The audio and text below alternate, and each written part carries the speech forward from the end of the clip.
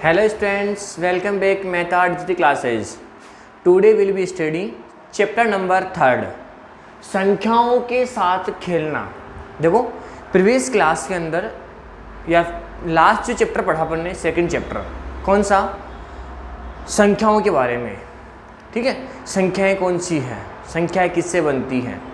फिर पढ़ा अपने पूर्ण संख्या, कौन सी संख्या, पूर्ण संख्या। तो पूर्ण संख्या किसे कहते हैं, वह संख्या या जिन प्राकृत संख्याओं में जीरो को शामिल किया जाता है। और प्राकृत संख्याएं किसे कहते हैं, जो संख्याएं एक से शुरू होती हैं अर्थात जिन संख्याओं की गिनती की जा सकती हो और उन संख्याओं में जीरो को शामिल करने पर जो समूह बनता है वो किसका बनेगा, आपका पूर्ण संख्याओं का समूह है। अब जो संख्याएं हैं उन संख्याओं के साथ साथ में अपन क्या क्या कर सकते हैं, किस संख्या को किस संख्या से मल्टीप्लाई कर सकते हैं, किस संख्या को किससे डिवाइड कर सकते हैं। तो डिवाइड करने पे क्या होगा और मल्टीप्लाई करने पे क्या होगा वो पर पढ़ेंगे किसमें, चैप्टर नंबर 3 के अंदर। देखो चैप्टर नंबर 3 क्या है, संख्याओं के साथ खेलना। जो भी संख्याएं हैं उन संख्याओं के साथ देखो कैसे खेलते हैं। एक तो है आपका गुणनखंड के रूप में, किसके रूप में, गुणनखंड के रूप में। और एक क्या टॉपिक है अपना, गुणज। तो एक तो है गुणनखंड और एक है अपना क्या, गुणज। जो गुणनखंड क्या होगा, एक संख्या अपने प्रत्येक गुणनखंड का एक गुणज होती है। यानी पहली बात तो ये समझना होगा कि गुणनखंड क्या होगा। तो गुणनखंड क्या चीज है कि कोई भी संख्या अगर किसी संख्या को पूर्णतः विभाजित करती है, कोई भी एक संख्या है और वो संख्या किसी एक संख्या को पूर्णतः विभाजित करती है, तो जो पूर्णतः विभाजित करेगी ना वही क्या होगा, उस संख्या का गुणनखंड। कौन सी संख्या का, जिसको पूर्णतः विभाजित कर रही है। अब एग्जाम्पल देखना है, एक छोटा सा एग्जाम्पल है। जैसे आपका लिखा हुआ है यहाँ पे 6, क्या लिखा हुआ है 6। ये 6 कौन कौन सी संख्या से पूर्णतः विभाजित है। देखो पहले मैंने इसको 1 से डिवाइड किया, तो 1 से डिवाइड किया तो 6 टाइम इसका रिमाइंडर कितना आ गया, शेषफल क्या आ गया, 0। फिर मैंने इस 6 को किससे डिवाइड किया, 2 से डिवाइड किया, कितना 3, तो ये हो गया 6 से रिमाइंडर कितना हो गया, 0। फिर मैंने इस 6 को किससे डिवाइड किया, 3 से डिवाइड किया 2 टाइम्स, यानी 6 से रिमाइंडर कितना गया, 0। फिर मैंने इस 6 को किससे डिवाइड किया, 4 से डिवाइड किया, तो 1 4 रिमाइंडर कितना बच गया, यहाँ पे 2 बच गया। फिर मैंने इस 6 को किससे डिवाइड किया, 5 से डिवाइड किया, 1 5 और शेषफल कितना आ गया, 1। और फिर मैंने 6 को 6 से डिवाइड किया 1 और रिमाइंडर कितना आ गया, 0।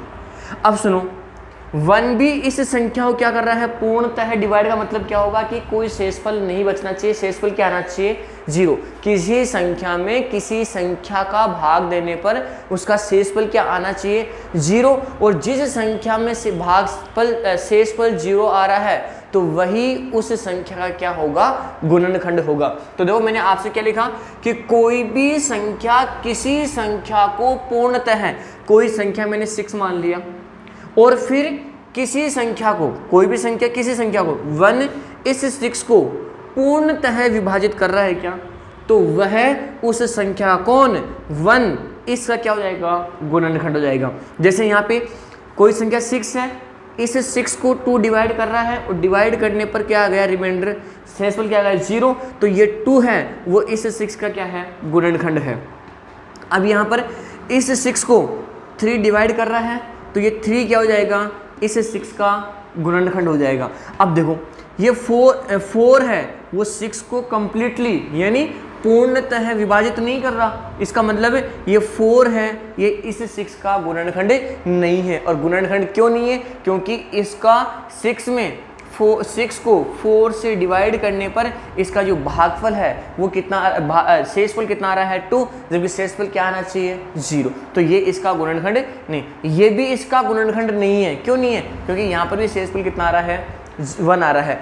ये इसका गुणनखंड है, कौन, 6 का गुणनखंड है। क्यों, क्योंकि 6 को 6 से डिवाइड करें और जो नंबर आपको दिया हुआ है वो नंबर अगर उसी नंबर से कंप्लीटली डिवाइड है तो वो उस नंबर का क्या होगा, गुणनखंड होगा। लेकिन अब अदर नंबर कौन कौन से गुणनखंड हो सकते हैं, भाग देने पर शेषफल 0 आएगा तो वह नंबर उसका क्या होगा, गुणनखंड होगा। तो यहाँ पर जो 6 है 6 के गुणनखंड क्या है, 6 के गुणनखंड क्या क्या है, देखो 6 के गुणनखंड क्या है, 1 भी है, 2 भी है, 3 भी है और क्या है 6 है। तो ये क्या है, इस 6 के गुणनखंड भी है, 6 के गुणनखंड है। तो इसकी डेफिनेशन क्या है गुणनखंड की, कि कोई भी संख्या किसी संख्या को पूर्णतः विभाजित करती है। कोई भी संख्या अगर किसी संख्या को पूर्णतः विभाजित करती है तो वह संख्या क्या होगा, उसका गुणनखंड होगा। अर्थात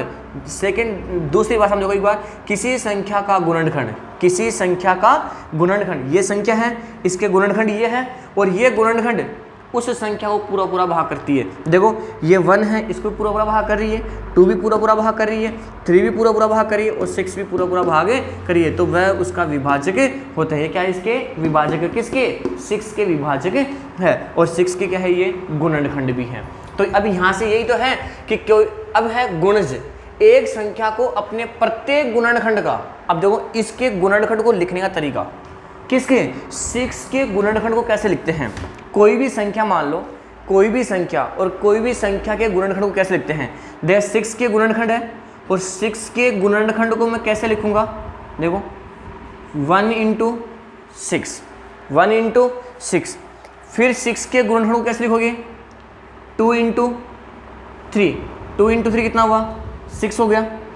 फिर 6 के गुणनखंड को कैसे लिखोगे, 3 × 2 और फिर 6 के गुणनखंड को कैसे लिखोगे, 6 × 1। देखो इसके गुणनखंड क्या हो गया, 1 2 3, बाकी यही रिपीट हो रहा है, वापस वही रिपीट हो रहा है। तो ये हो गया किसके, 6 के गुणनखंड के लिखने का तरीका।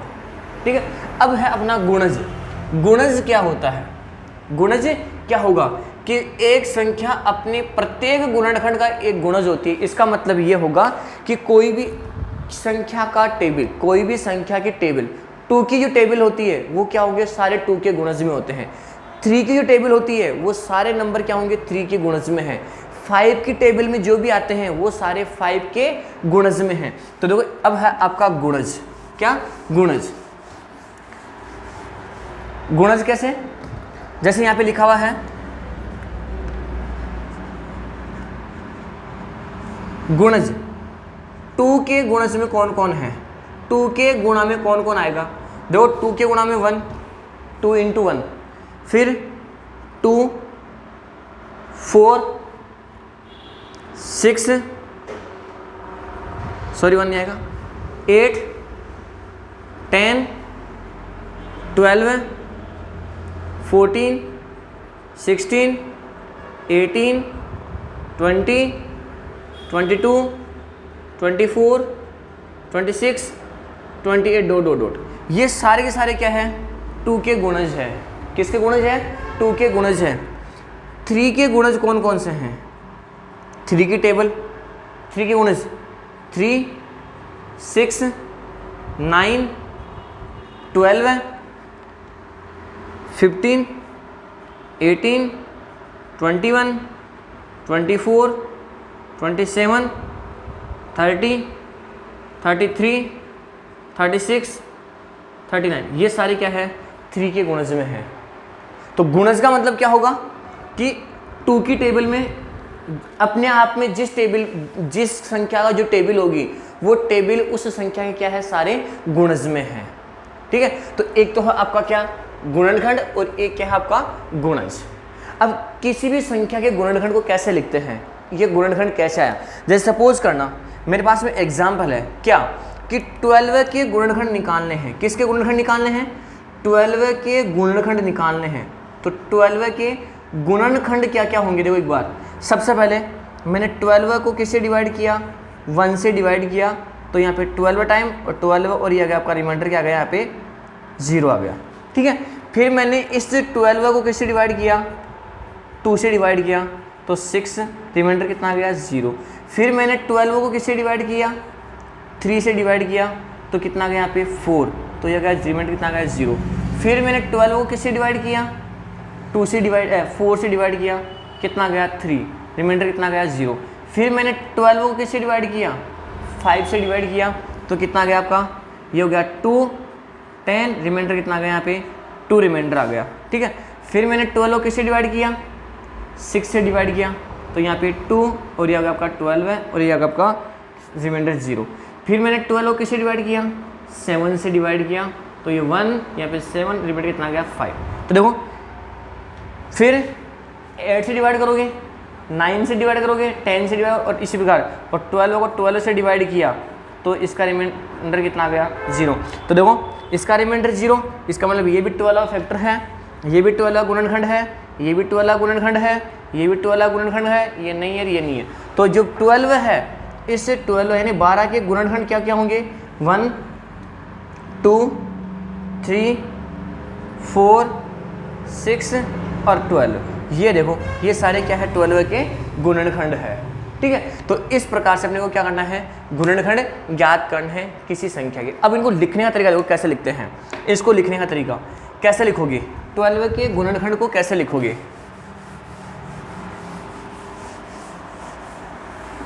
सबसे पहले 12 के गुणनखंड क्या क्या है,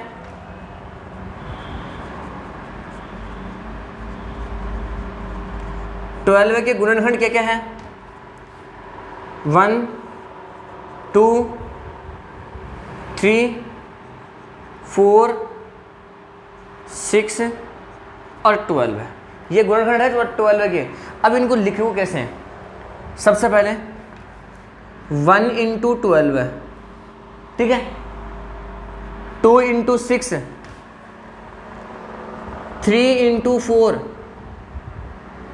4 इंटू 3, इसके आगे 6 इंटू 2 और 12 इंटू 1, 1 2 3 4, ये क्या है सारे 1 2 3 4 और 6 ये सारे क्या हैं 12 के क्या है गुणनखंड है। और इनको लिखना है 12 इंटू 1 12 है, 12 है, 3 इंटू 4 12 है, ये 12 और ये 12 है। तो इस प्रकार से इनको क्या करते हैं, इनके गुणनखंड को लिखते हैं, है ना। अब आपसे गुणज के लिए बोला जाए कि 12 के गुणज कौन कौन से हैं, 12 के गुणज कौन कौन से हैं, तो 12 की टेबल 12 24 ये लो, इस प्रकार से ये सारे क्या है 12 के गुणनखंड है। तो सबसे गुणज है, तो सबसे पहले आपको क्या लिखना है कि कोई भी संख्या दी हुई है उस संख्या के गुणनखंड कैसे लिखते हैं और उस संख्या का गुणज क्या क्या है, ठीक है। अब बाकी बात करेंगे अपन संख्याओं की, एक टॉपिक और इसके अंदर, कौन सी संपूर्ण संख्या क्या होती है, इसके आगे है एक संपूर्ण संख्या। कौन सी संख्या, संपूर्ण संख्या क्या होती है, देखो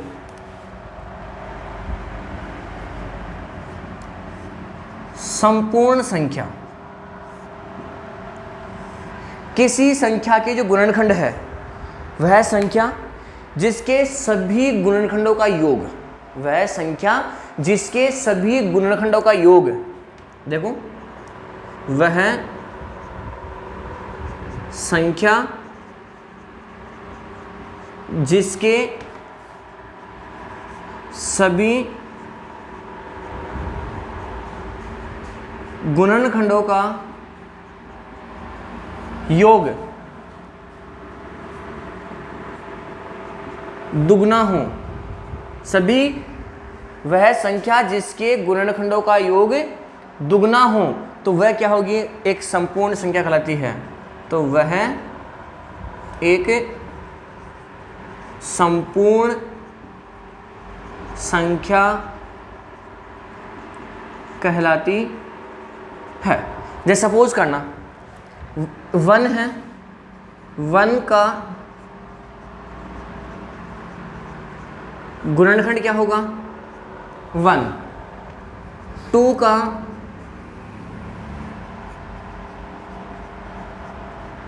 गुणनखंड क्या होगा 1 और 2, 3 का गुणनखंड क्या होगा 1 और 3, 4 का गुणनखंड क्या होगा 1 2 और 4, ठीक है। 6 का गुणनखंड, किसका 6 का गुणनखंड क्या होगा 1 2 3 और 6, यही होगा 6 का गुणनखंड। इसके आगे 8 का गुणनखंड, 8 का गुणनखंड क्या होगा 1 2, 4 और 8 ये होंगे। अब है इन जो गुणनखंड किया आपने, इन गुणनखंडों का योग देखो, इनमें से चेक करना है इनमें से कि कौन कौन सी संख्या संपूर्ण संख्या है, कौन कौन सी संख्या संपूर्ण संख्या है। तो अब क्या करोगे, गुणनखंडों का योग, गुणनखंडों का योग, गुणनखंडों का योग। देखो एक का योग क्या होगा 1, इन दोनों का योग कितना हुआ 3, इन दोनों का योग कितना हुआ 4, इन दोनों का योग कितना हुआ 7, इन दोनों का योग कितना हुआ 2, 9 तो 11 और 12 है, इन दोनों का योग कितना हुआ 12 है, 12 हो गया, 12 के बाद में 14 और ये क्या होगा आपका 15। ठीक है, इसका आगे देखो 7 का, अब देखो ये संख्या क्या है, संपूर्ण संख्या है। ये संख्या कौन सी है, संपूर्ण संख्या है। और ये संपूर्ण संख्या क्यों है, क्योंकि आपने इसका गुणनखंड किया और गुणनखंड करने पर ये आ गए और इन गुणनखंडों का योग कितना आ रहा है 12 आ रहा है। तो इसका मतलब इस संख्या का दुगना आ रहा है कि नहीं आ रहा है, तो ये क्या हो गया, इस संख्या का गुणनखंड हो गया। ठीक है, एक एग्जाम्पल और देख लो, जैसे यहाँ पे लिखा हुआ है 7 के गुणनखंड क्या होंगे, 7 के गुणनखंड क्या होंगे, या फिर 14 के गुणनखंड क्या होंगे, 14 के गुणनखंड। देखो 14 के गुणनखंड क्या होगा 1, 2, 7 और 14, ये इसके गुणनखंड है, ये ना इसके गुणनखंड। टोटल कर लेंगे एक बार, 14 और 7 कितना हुआ 21, 23 और 24, तो ये इसका क्या है, संपूर्ण संख्या नहीं है। तो संपूर्ण संख्या क्या होगी, संपूर्ण संख्या क्या होगी, वह संख्या जिसके सभी गुणनखंडों का योग दुगना होगा, तो वह संख्या क्या होगी, एक संपूर्ण संख्या होगी। अब मैंने इतने गुणनखंड किए तो इन सब का योग इसमें दुगना आ रहा है, तो ये क्या होगी, आपकी संपूर्ण संख्या होगी। ठीक है, अब जैसे 8 का गुणनखंड किया, तो 8 का गुणनखंड किया आपने 1, 2, 4, 8, इसके अलावा और कौन सा गुणनखंड, कोई सा नहीं होगा। इनका टोटल करोगे तो 8 और 4 कितना हुआ 12 है, 12 और 2 कितना हुआ 14 और ये कितना हुआ 14 और ये कितना हुआ 15, तो इसका दुगना हुआ ही नहीं, तो ये क्या हो गया, आपकी संपूर्ण संख्या नहीं है। ठीक है, तो इस प्रकार से सबसे पहले आपको क्या आना चाहिए, गुणनखंड, फिर उसके बाद में गुणज और फिर उसके बाद में संपूर्ण संख्या। अब गुणनखंड को कैसे लिखते हैं, गुणज को कैसे लिखते हैं, अपन एग्जांपल देखें, एक्सप्लेन किया है। इसके साथ में आपकी कौन सी एक्सरसाइज 3.1 कंप्लीट होती है, वो आपको करना, बाकी 3.2 अपन नेक्स्ट क्लास में करेंगे। तब तक के लिए thank you, have a nice day. Okay.